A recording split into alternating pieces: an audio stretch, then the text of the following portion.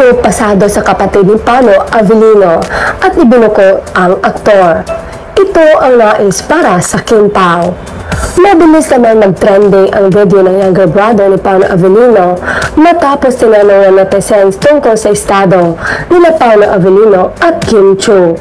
Natatawang sinagot naman ito ang nasabing tanong, chika niya, pero hindi ko rin alam kung sila ba o hindi. Hindi ko rin alam. Patago rin ang kuya ko hindi ko alam.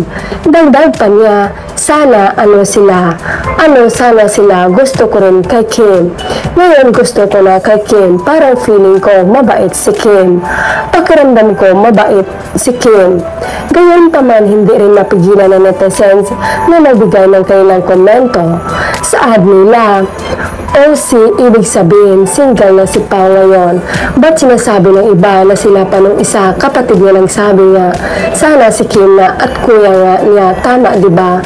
Well, pati kapatid ni Pao na lalaki, boto kay Kim, na sana sila na kasi sabi niya mabait si Kim.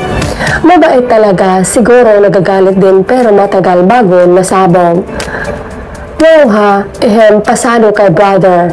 Mabait talaga mga Bisaya, malaga at maganda pati ugali. Count me in, I'm Bisaya too. In reality, all what you've said is true. First time to brother ni Paolo magsabi ng gusto nila si Kim for their kuya, aba, iba na yan.